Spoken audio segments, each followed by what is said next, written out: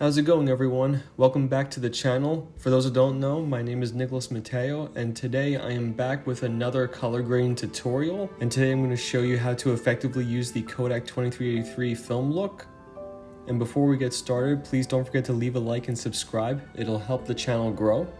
And let's begin. So for those of you who've been following the channel, you'll know that I like to do the majority of my color grading in the DaVinci Wide Gamut color space, as you can see right here. So we have my IDT settings here, and if I go into my look dev section, these are my settings for the ODT.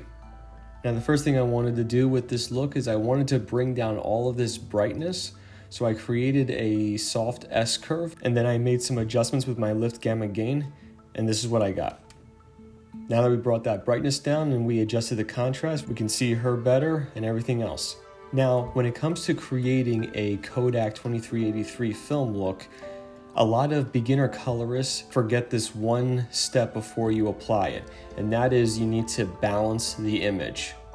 Now, if I go into my vector scope, you can see that we are pushed a tad too far in the magenta, and we want this to be as close to the center as possible.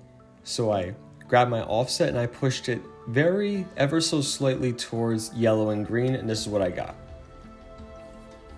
It takes the magenta out of the sky, it takes the magenta out of the wheat field, and it takes the magenta out of her skin. And now that I have balanced my image, I'm going to go into my look dev and apply the LUT. But before I do that, I need to go into my ODT settings, replace the Gamma 2.4 with Cineon Film Log, and then apply.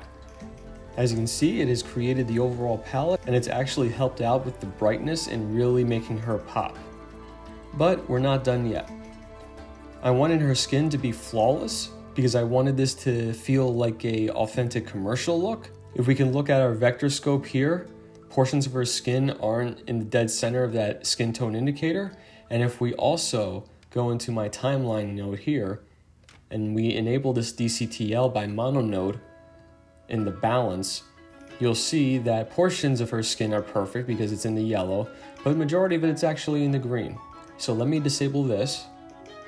I'll leave a link in the description for this tool. It's really effective. So let me go back into my look dev. Now for this look, I wanted the midtones and the shadows, or just the black points in general, to be a bit cool while pushing the gain and the highlights towards a bit of warmth. And this is what I got. It's a subtle push, but we're very close to where I want it. So the next step was for me to go into my HSL node here, go into my effects tab, and I enabled the mono sat density hue. And these are my settings for red, yellow, green, cyan, etc. for the saturation, density, and hue. And this is what the final result was. I like the slight push back to magenta while having it not be too overbearing or unrealistic. And if we go back into our timeline, we can see that more of her skin is yellow.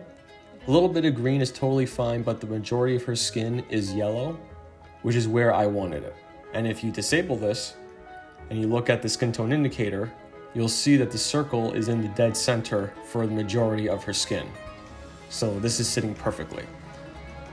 Now, even though this is meant for a commercial look, I still wanted some film texture.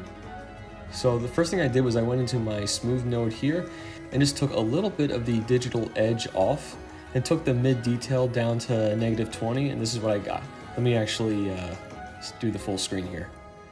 Before, after. You can see it a little bit in her skin. It's a subtle push. And now we're gonna go into our look dev, go to our halation, and these are my settings for it, and this is what I got. You can see it a little bit here, but once again, this is a subtle film look. Because again, we're doing this for a commercial. And now my film grain. These are my settings, and this is what I got. Let me actually full screen it. Before and after. So yeah, this is how I like to use my LUTs. Another mistake that beginner colorists like to make is they only rely on the LUT and don't push it any further. Because if I didn't push it any further, it would have ended up like this. And I didn't like this as much.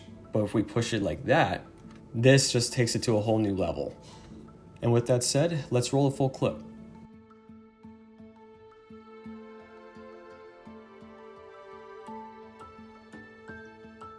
I hope you guys thought this was very informative. I apologize for taking so long to release another tutorial, but I hope this more than made up for it. Before you go, once again, don't forget to leave a like and subscribe, and hopefully I'll see you in the next one. Peace.